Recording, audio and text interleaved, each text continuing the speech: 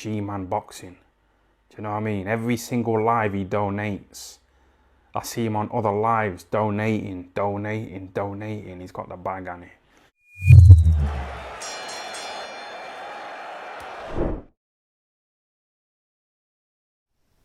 Alright people, midweek report time. Thanks once again for dropping by.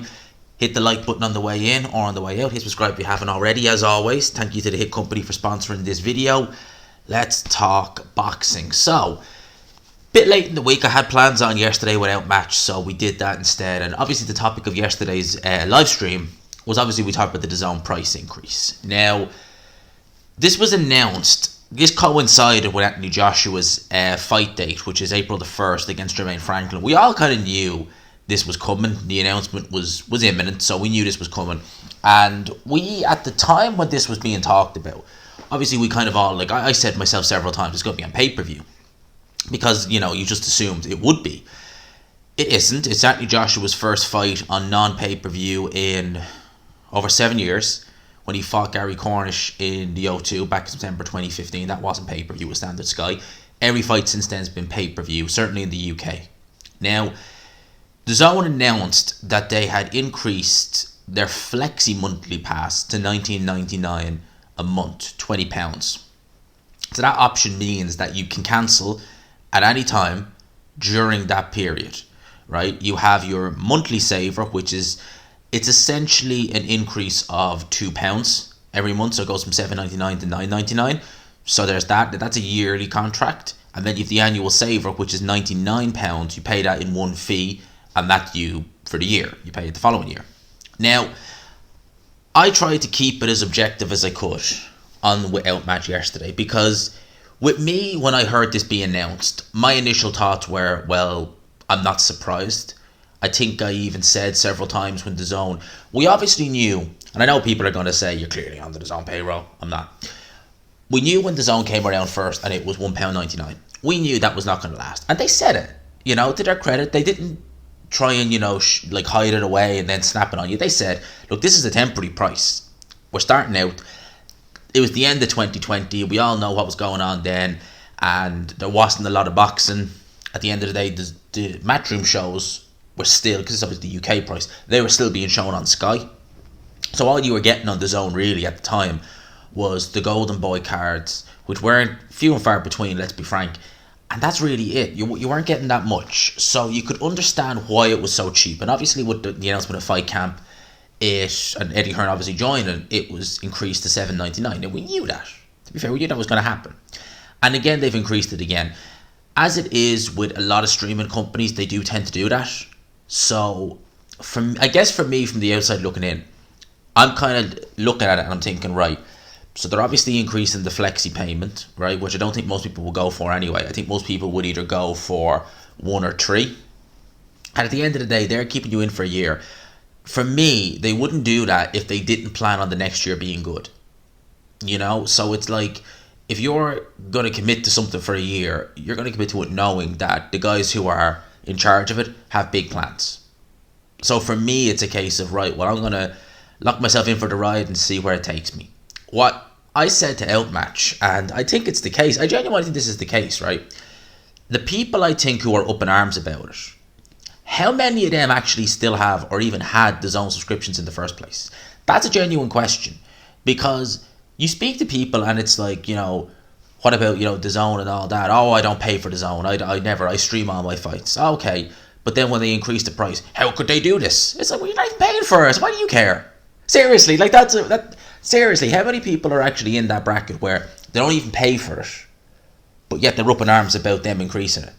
And it's like, you're not even paying for it. It's no skin off your nose. Why are you complaining? So, look, I'm trying to keep it as objective as I can on this. At the end of the day, DAZN, they're trying to sell, not now, but at the start, they were trying to sell themselves as the killers of pay-per-view. Now, obviously, they've put pay-per-view shows on. But if this means that we're going to get, hopefully, maybe even no pay-per-views at all now, hopefully, I mean, fingers crossed. Again, is that not a good thing? And is that not a small price, an extra £2 a month, to not have to pay anything on top of that? So, look, I know that's probably going to rub people up the wrong way, me saying it like that, but that's just from the outside looking in how I felt with regards to that. You know, so they obviously did announce their schedule, but I'll go back to that now in a wee bit, because Anthony Joshua, he had his press conference today for his fight on April the 1st against Jermaine Franklin. And again, this is an interesting one right here. So Anthony Joshua says he's money motivated for his return. Money, money, money. I'm making money straight up. And again, people are probably going to comment and say, Jay, what are you talking about? Look, at the end of the day, right, I've critiqued Joshua enough. I've praised him when praise has been due. And this one right here, at the end of the day, he's a prize fighter. He's a prize fighter at the end of the day. Joshua is saying he wants to make money. Okay?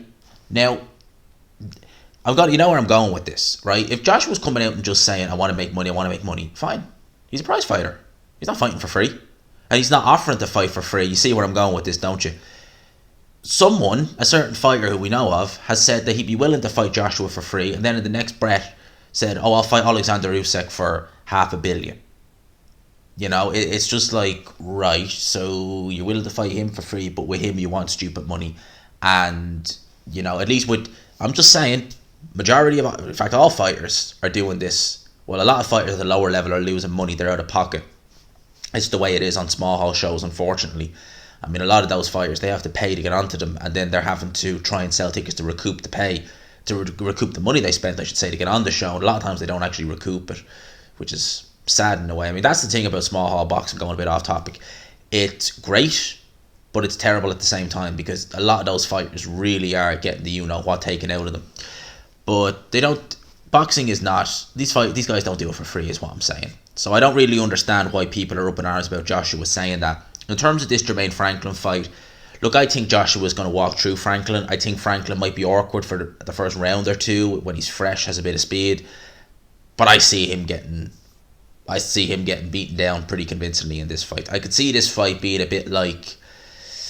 I see it maybe going a bit like the Eric Molina fight, where, you know, a couple of rounds Joshua warms in and then it's over. That's kind of how I see it. Now, obviously, Franklin has shown in one fight with Dillian Whyte more heart than Molina has shown his whole career, so I'm not saying it's going to be like that. And Molina could have got up in that Joshua fight all those years ago, but we've seen what Eric Molina is. The only time in his career he showed heart was against Wilder. That's the only time in his career he's ever shown heart. The rest of the time, it's just been, I tried. Now I'm going to stay in the canvas. I'm still getting paid, so why not? That's Molina. In terms of the undercard, Felix Cash is fighting for a European title, and Craig Richards is going to fight Ricardo Bolotniks. Now, wasn't that fight meant to take place on the Dillian Whyte Franklin show? I think Richards pulled out of that fight. In terms of some of the other cards, the DAZN have announced Bam Rodriguez versus Christian Gonzalez. You know me, I love watching Jesse Bam Rodriguez. This is for the vacant WBO flyweight title. I think that Jesse Bam Rodriguez is turning out to be an absolute, just top-notch talent. He really is. This fight I'm not happy with. Callum Smith versus Paul Stefan. I've never heard of him. Apparently he's actually the second best light heavyweight in Poland. Wow, there's an achievement. And obviously we've Shakad Rakhimov versus Joe Cordina for the IBF Super Flyweight World or Super Featherweight World Championship on April 22nd in Cardiff. Now, Rakhimov, I wasn't impressed at all with him against Zelfa Barrett. I thought Zelfa Barrett was doing very well in that fight up until he got stopped. And if they made Cordina versus Barrett, I'd be picking Cordina. Now, I know you could say styles make fights, but I think that Joe Cordina is just better. I mean, that Rakhimov fight against Zelfa Barrett, I really wasn't impressed with Rakhimov at all in that fight, truth be told. So I would be giving Joe Cordina very much a good shout in that fight. Well, this is a worry here. So it says the Tank Davis versus Ryan Garcia fight is reportedly now in jeopardy due to a rematch clause dispute. Davis will have the right to rematch Ryan if he wins. Golden Boy and PBC Showtime are arguing over who would lead the promotion/network for the rematch. Now, me and Ade talked about this, and we did kind of worry, would this be a bit of an issue? So if you were to do it in a way, basically, that if there's a rematch on both sides, which I don't know if there is, it might just be on Tank Davis' side. If, for argument's sake, they fight on DAZN, right, and it goes well, it's a very, very good fight, very competitive, maybe it's a controversial decision, who knows, and then the rematch happens on Showtime, well, more people will want to tune in to see the rematch, which is good. But if it's a fairly one-sided fight and we still end up getting a rematch, and it's just not gonna, you're taking a chance with the rematch, put it like that, and maybe that's what's going on.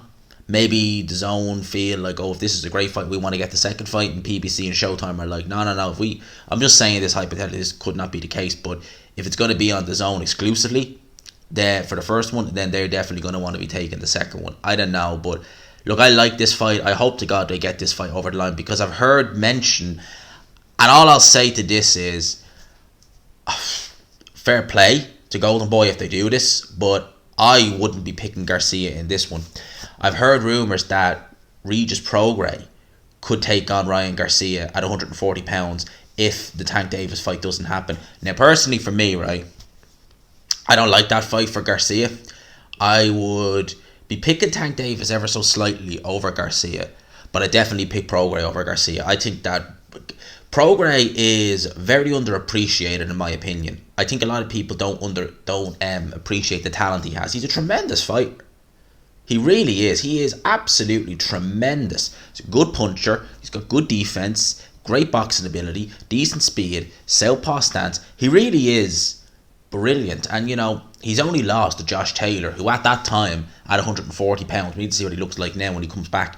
But at that time, Josh Taylor they were 1 and 2. There was no ifs or buts. And to lose a narrow fight, although I thought Josh Taylor won it comfy enough. Not comfy enough, but he won it. You know, Josh Taylor was the winner for me in that fight. That's the only loss. And against Ryan, I wouldn't fancy Ryan having that one. Nope, I would not. I would not like that. Now, this fight right here is a fight where I just it's a head in the hand type of job. Gabe Rosado. Now, a lot of respect for Gabe Rosado. He is one of those guys where he will literally fight anyone. I think his best win is probably Beck the Bully, which was a real shocker, wasn't it, at the time? It was in 2021. And Beck the Bully, Bektemir Melikuziev, but we call him Beck the Bully. That's his nickname. He was scheduled to fight Kovalev in January 21. And I believe Kovalev, I don't think he failed the drugs test. I think he came in with higher testosterone or something like that. I think that was it, or something like that. So the fight didn't happen. He ended up fighting Rosado. God almighty, what card was it on? Can't remember the card it was on now, to be honest with you. It might have been on a Haim Munguia card. I think it was on a Haim Munguia when he fought that Polish guy, that Triple G fought. I think that might have been the card. And very, very sudden, boom, big knockout, one-punch knockout from Rosado. Very good win. I think that might be his best win. Unfortunate not to get the nod against Danny Jacobs, but you would say that's probably his best win. Now, Rosado's been in there with Triple G. He's been in there with Lemieux. He's been in there with, I think he has been in there with Munguia. He's been in there with everyone. He always comes to win. But those fights, you know, at 160, I think he fought Munguia at 160. He was kind of 154, 160. Even going as far as 168 was pushing it. He's really a 160-pound fighter, is Gabe Rosado. But the date is the 18th of March. He is actually going to be fighting Zorro Ramirez at 175 pounds. Now, I think that's absolutely scandalous. To be honest with you, I think that's horrible matchmaking. If I'm in Gabe Rosado's team, I would be advising him against that. Now, it's already signed and sealed, so it's happening.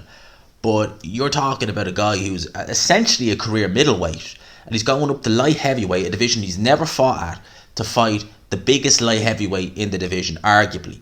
You know, some might say Beterbiev in terms of just sheer body size, but Ramirez looks massive in there. I mean, he is coming into that ring definitely 200 pounds. Definitely. You know, the size difference between him and Bivol when they fought was ridiculous. And that's Bivol, who is Bivol's not the biggest light heavyweight in the world, but at least he's a natural light heavyweight. Rosado is a flipping middleweight. He's a middleweight. And he's going in there. I mean, look after your fighter, for God's sakes. He's going in there, and he's had a hard career. You know, he has. He's had a hard career. He's been in there with some tough fights. You know, he's had a lot of tough fights over the last couple of years. He's lost a couple. Then he lose to Shane Mosley Jr., in his last fight. And if you're losing to him, that's not a good look, because he's not great. And now he's going, as I said, he's going in there against Zorro at 175 pounds. No, man, I don't like that at all. I don't like that at all for Rosado. I think that's a very, very bad decision. I think he's going to get absolutely annihilated by Zorro in that fight. I really do. I'm not happy they've done that fight, to be honest with you. I really amn't. You know, it's just... I don't get it. I don't get why, if you're in his team, you take that fight. I mean, obviously, wave a bag of cash in front of you and you're like, yep, I'll take it. But seriously, sometimes you got to think of your health in those situations. And I just see that fight going... Oh, I see that fight going very bad. And then very ugly for Gabe Rosado. I really do. Martin Bakole has signed a long-term deal with Boxer, so he's going to be fighting on Sky Sports. That's an interesting one, because I actually asked the question a few weeks ago, was Bakole still with Matchroom and Eddie Hearn? Because obviously he was fighting on Hearn shows for the last few years. When he fought Jousha in May last year, that was obviously over. He had to go over. I think they lost the purse bid, or I think... Was there even a purse bid for that? I'm not sure. But I know he had to go over as the away fighter to fight Jousha in France. And he won clearly, although they tried to rob him. They did. Clearly won that fight. And he looked good doing it. And I really thought, okay, a win like that for Bakole, Eddie Hearn is going to work with... Eddie Hearn is going to want to put him up high on the card. Now, maybe he was already departed from Matchroom at that point. That I don't know. But he hasn't fought since then. I mean, Jousha is going to have a fight, I think, in March at some point. So before, Bakole even fights again. So now he's actually locked in with Boxer. He's going to be, Boxer's heavyweight scene. They've got Parker. They have Huey Fury, but I mean, God knows what he's doing. They have Fraser Clark, who I don't really rate, to be honest with you. Look, I'm not going to mention, no disrespect, but I'm not going to, Nicky Campbell, Steve Robinson, we're not going to count them. They're not going anywhere. In terms of heavyweights who are, at a good level, that's really it, isn't it? When you think about it, will they look to do Bakole versus Parker? I mean, at this stage now, you'd probably make Bakole favourite. Seriously. I wasn't happy at all with how Parker looked in his last fight. I was not happy at all. Yeah, I saw Rolly Romero getting knocked down in sparring, leaked images from sparring. Happens in sparring, and Rolly, that doesn't surprise me, Rolly getting dropped in sparring. We all know Rolly is. I mean, Tank Davis, when you're getting outboxed by Rolly Romero, there's a problem there. A big problem. Not surprised to see. It is a bit, there is that kind of rule in sparring. You can talk, some people will talk about it, you'll hear rumours here and there, but leaking the image, I mean, you go into most gyms, and they are very steadfast. You go into any pro boxing gym, they will have signs up everywhere. Under no circumstance are you to record the spars. A lot of them do that because it's kind of almost how would you call it, a gym code, so to speak, that it's like, okay, you might, even it's kind of more frowned upon to talk about what happens in sparring, because you get into the rumour mill. We love the rumour mill, don't get me wrong, but when they start showing footage, it's kind of something that happening, it's kind of like, Okay, Lawrence Okolie will defend his WBO Cruiserweight World title against David Light March 25th. Manchester Arena. Now, this is an interesting one because Okolie, as we know, is from London. And when this fight was being talked about, we knew this fight was going to happen. I think they were saying, correct me if I'm wrong, was it earlier in March they were looking to do it? And they were definitely looking to do it in London. Manchester Arena. Ooh. Look, no disrespect intended to Lawrence Okolie, but I can't see him doing... And this is a guy who did really, really poor numbers at the O2. I can't see that going too well. Although saying that, he's got Jack Hatcher on the undercard. Okay, get a run out before he fights Josh Taylor. Fair enough. He's also got Fraser Clark versus Riddell Booker. Riddell Booker is just... Yeah. Right, moving swiftly on. I think the end is nigh for Triple G at this stage. So he's now officially vacated his IBF World Middleweight title. Have to be in order to face Esquiva Falcao next. He still holds the WBA middleweight title. And apparently, I think I've seen it here, WBA have ordered him to defend that against Erislandy Lara. Parties have 15 days until February the 23rd exactly to agree a deal. Otherwise, it will go to purse bids. So Triple G vacating the IBF. You know me, I'm a big fan of Triple G. I love Triple G. I mean, he is just, in his prime, he was just tremendous. He really was. I mean, Triple G is just... But I think that the end has been and gone probably a couple of years ago, really. He's going on, what, 41? I just think he should call it quits. Just maybe he feels there's enough left to beat Erislandy Lara, to beat Aleem Smith. Maybe he feels that, and maybe he can. You know, put it like this. I mean, would you pick him over Eubank Jr? I would. So maybe he feels there's one win left in him, and then he's going to bow out. Maybe that's what Triple G is looking to do. You know, Alberto Polo will defend his 140 pound WBA super lightweight world title against Rowley in April. Well, if he wasn't confident before, after seeing that clip from Sparring, he's going to be very confident.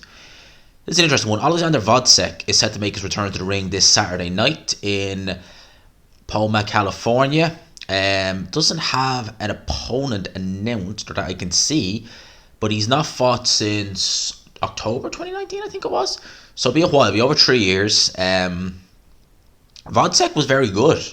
You know, he was a very good fighter.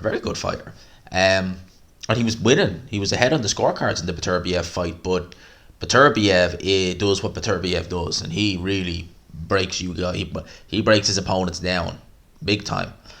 In terms of other stuff that's going on, it was mainly about the Joshua press conference today.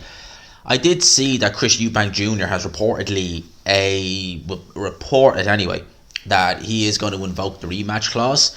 They're talking about potentially putting this fight on again in Manchester. So Ben Shalom was saying they were looking at potentially doing it in Anfield, but the reports I'm hearing of is Manchester again. So, you know, when you look at Eubank, I've said it once and I'll say it again. When you look at Chris Eubank Jr., you really see two avenues he can go down. You know, when you look at the super middleweight division, I would find it nearly impossible to see him having success against any of the top guys. Even Charlo's not officially a super middleweight, but I think he's going to go up there eventually, or sooner rather than later. I would see him struggling, put it like that. Against Liam Smith, I actually saw Chris Andre comment on the live last night saying that he wouldn't necessarily rule out Chris Eubank Jr. winning the rematch. I'd love to have Chris on again and actually have a talk on about that, because that's going to be interesting. I just think that the way that fight went, I'd find it very difficult to see it going any other way, truth be told. You never know. You know, Dillian Whyte is a good example, but Dillian Whyte was... you see, Eubank was starting to get into the fight in the third round, really. I thought he was looking alright prior to the third, but it was really the third where he started getting the foothold. But he didn't drop Liam Smith, and Liam Smith didn't look a shell of himself. Whereas Dillian Whyte had Povetkin looking horrible in there, and he dropped him twice. And dropped him easy as well. And you just thought, okay, Povetkin's going to get iced out in the next round. Whyte makes a mistake, gets caught with an uppercut and gets taken out. He was able to right the wrongs in the rematch. And yeah, we questioned how his chin would be. But Povetkin looked shocking. He still looked shocking. I mean, of course he was always going to look shocking. He looked shocking in the first fight. It wasn't going to change overnight, especially when you're 41 years old or 40 years old. It's not going to change. So, Dillian Whyte, you kind of knew, alright, this is one of those exceptions rather than the rules. I don't see that happening with Liam Smith. You know, I don't see him growing old overnight. I don't see him losing a chin overnight. I don't see any of that. So, him against Eubank, I see it being the same as it was. But again, what other road is he going to go down where he's going to make good money? You know, if he wants to make money, if he wants to bag, the Liam Smith fight will get him that. They'll do it on pay-per-view again. The only other option is, of course, UA for Billy Joe Saunders. But as Outmatch said, and he's right, it's a good observation, Billy Joe is one of the most unreliable fighters you will ever come across. And what I mean by that is that he could come, and Billy Joe was the kind of guy, he'd do this probably just out of spite as well. He would do it. That he could come back, maybe have an interim fight, maybe have a little comeback fight, a gimme fight, just to kind of, you know, dust the cobwebs off, sign to fight Eubank, and then pull out with an injury. And whether it be legit or not, you wouldn't know. Because Billy Joe would be the kind of guy where he would just string... So you get that with Billy Joe. That's the kind of character he is, where he'd probably just try and string Eubank along. You know, he doesn't give a you-know-what, because his career is pretty much done, and he doesn't give a you-know-what. But Eubank would probably be yearning for that rematch. with Billy Joe. So they're the two options I see. Billy Joe Saunders, which is the more winnable of the two in my opinion, and Liam Smith. So that's really what you've got for Eubank. In terms of Dillian Whyte, obviously Dillian Whyte was very vocal in the last week about AJ, Eddie Hearn not being too pleased that, he beat Jermaine Franklin, and Jermaine Franklin is the guy fighting Anthony Joshua. I said it once, I'll say it again. Dillian Whyte looks like he's going to fight Otto Wallin next, and I see that fight as being a potential banana skin for Dillian Whyte. I don't have a lot of confidence that he gets through that fight. Certainly not unscathed anyway, if he gets through it at all.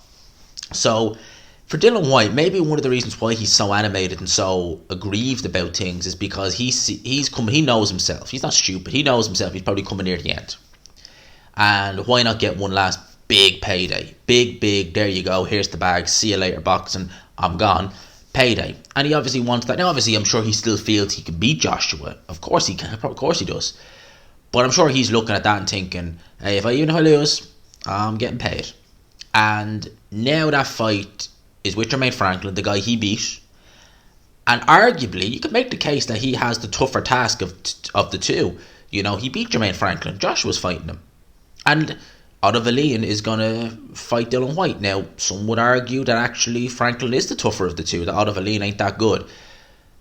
Otto Wallin is a tricky opponent. That's what I will say. He's tricky. But I think it's fair. I think it's a fair assumption to say he's not looked impressive in a lot of his last few fights. A lot of them. And maybe the Fury fight did flatter to deceive us slightly.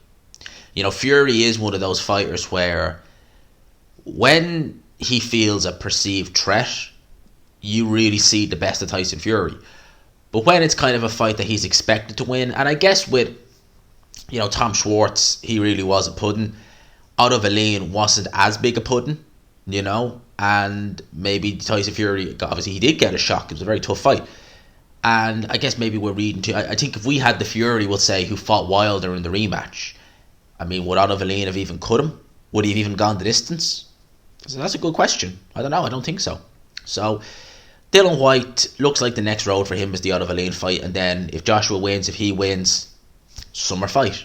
Whether it be I don't know if it would be, like me and Outmatch talked about this again last night. Stadium, I don't know about that, but certainly the O2 definitely could fill that out.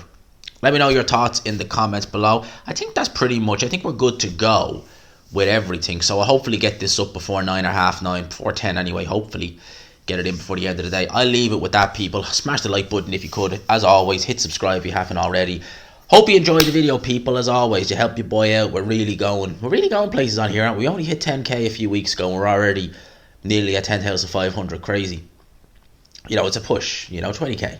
Let's get to 20k. That's the goal.